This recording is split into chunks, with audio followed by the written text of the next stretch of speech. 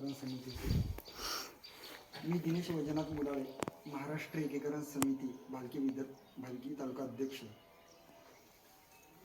माझा जन्म बाळासाहेब ठाकरेच्या एरियामधला आहे. म्हणजे बाळासाहेब ठाकरेचं घर 200 मीटरवर नंतर माझं घर असं जवळ आहे. मला संघर्ष माहिती आहे भरपूर बाळासाहेब ठाकरे यांचं, आणि मी भरपूर बघितलं आहे भरपूर जणांना. 2008मध्ये मी मुंबईमध्येच होतो. मुंबई बंद झाली होती. या सगळ्या गोष्टी संघर्ष मला माहिती आहे.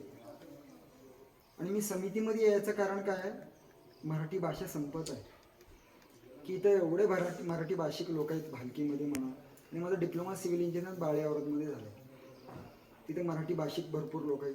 पण कॉलेजमध्ये काय शिकवत आहेत, इंग्लिशमध्ये सांगून नंतर कन्नडमध्ये सांगतात. बरोबर. इथं मला 3 वर्ष कंप्लीट झालेलं आहे. मला अनेक संधी आल्यात, तर मी संधी कधी घेतलो नाही. मला परवा गेल्या वर्षी लायसन्स सर्वेअर म्हणून गव्हर्नमेंट नोकरी लागली होती. लात मारलो. का? कारण मला नोकरी करायचं नाही, मला सगळ्या समाजासाठी लढायचं आहे. कारण माझा जन्म बाळासाहेब ठाकरेच्या एरियामधला आहे. सगळ्या गोष्टी माझ्या डोक्यात असून मी सगळ्या गोष्टी सोडून समितीमध्ये आलो. स्वतःचा फायदा घेतला असतो तर आज मी लायसन्स सर्वे राहून महिन्याला 30-40 पेमेंट घेऊन निवांत राहिलो असतो. पण असल्या गोष्टी न करता मी समितीमध्ये आलो. विषय काय, बाबांनी बरोबर बोललं की गॉडफादर असला पाहिजे. की जेव्हा जेव्हा आपण रस्त्यावर आंदोलन केलो की मराठी भाषेसाठी म्हणा, मराठी पाट्यांसाठी म्हणा, तेव्हा एक गॉडफादर असला पाहिजे. त्यांनी बरोबर म्हटलं. मी महाराष्ट्र नवनिर्माण सेनेचाच विस्तार संघटक पण आहे महाराष्ट्रामध्ये. मला टोल घेत नाही. मी लगेच टोलवर जातो, लाकूड काढतो. कारण आम्हाला गॉडफादर आहे. आम्ही अटक झालो तर आम्हाला संजय राठोड साहेब म्हणा, उदगीरचे म्हणा, संतोष नागरगोजे म्हणा, आपले रेणापूर तालुक्याचे लगेच फोन लावलेला त्यांनी सोडा म्हणतात. कारण राजसाहेब ठाकरे नावाचा एक वाघ आहे म्हणून हे सगळे पोलीस थांबतात, अटक करत नाही, त्या गोष्टी होत नाही. म्हणून समितीमध्ये गॉडफादर असायला पाहिजे. आमचे किशनराव पाटील असतील, हे सगळे मागे का हटले? कारण समितीमध्ये पैसा नाही. इथं आपल्याला बघा, महाराष्ट्रामध्ये जाऊन सगळ्या गोष्टी आपण प्रत्येक वेळी जावं लागेल. 1 वर्ष शांत बसलो, 1 वर्षाच्या नंतर गेलो, असं होणार नाही. वरिष्ठ नेते मागे का हटले ते त्यांना माहीत. कारण आपण तेवढी आपली पातळी नाही बोलायची, तेव्हा आपली उंची नाही आणि मी बोलू शकत नाही. तर आमच्या पहिलेचे सगळे वरिष्ठ नेते ते मागे का हटले? का त्यांना दबाव घालण्यात आला? मी बेळगावला 4 बार गेलो. मी कार्यकर्त्यापासून त्या तालुकाध्यक्षपर्यंत माझा प्रवास आहे. 3-4 वेळेस बेळगावला 1 नोव्हेंबरला गेलो.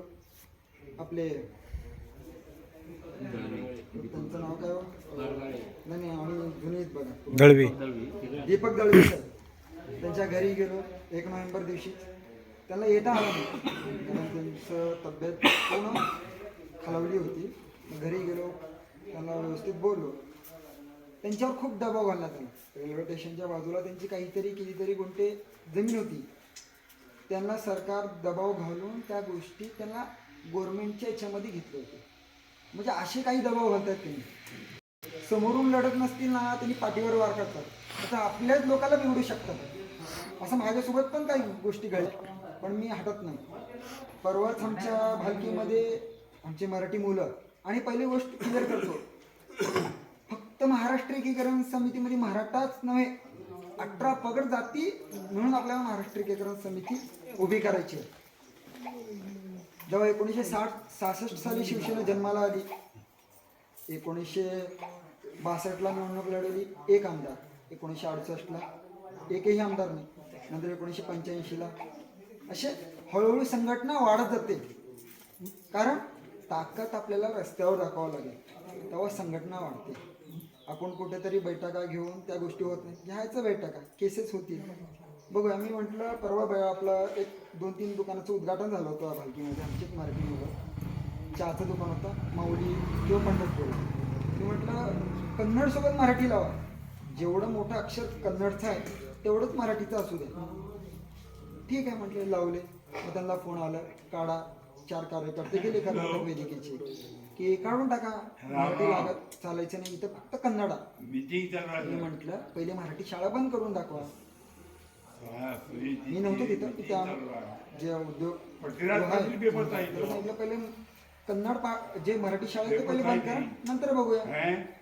बघा तुम्ही इथं दादागिरी करत असाल, महाराष्ट्राचा रस्ता आहे ना पुढून जातो, मग तुम्हाला तुळजापूर आणि पंढरपूर येता येत नाही. बघा एवढं लक्षात ठेवा. आपण पावती करा, तुम्ही आमच्या कॉलरपर्यंत येत असाल तर आम्ही तुळजापूर पंढरपूर येऊ देणार नाही, रस्त्यावर आंदोलन करू असं मी त्यांना सांगितलं. तुमचं कन्नड पण आहे, आमची मराठी पण आहे. बघा आपल्याला प्रत्येक युवा पिढीमध्ये महाराष्ट्र एकीकरण समिती रुजवावी लागेल. त्यासाठी प्रत्येक गावात जाऊन बैठका घ्यावा लागेल. आणि आताच पहिले सारखं राहिलं नाही. आता काय युवा पिढी असो आणि कोणी असो, पैसा जिथे आहे तिथे युवा पिढी. आमच्यासारखे आम्ही संघर्ष पाहिला आहे लहानपणापासून. मुंबई बंद असलेली पाहिला आहे, बाळासाहेब ठाकरेला अटक झालेलं बघितलं. सगळ्या गोष्टी आम्ही बाळासाहेब ठाकरेला अटक झाल्या, आंदोलन झाले, मुंबई बंद झाली, ह्या सगळ्या गोष्टी आम्ही बघितलंय. आमच्यामध्ये मराठी भाषा ऑटोमॅटिक आहे, आम्हाला कोण सांगायची जरूरत नाही, कारण जन्मच तिथला आहे. म्हणून बघा प्रत्येक गावात आपल्याला जावं लागेल, प्रत्येक गावात आपल्याला समिती रुजवावी लागेल युवा पिढींना. फक्त इलेक्शन आहे, निवडणूक आहे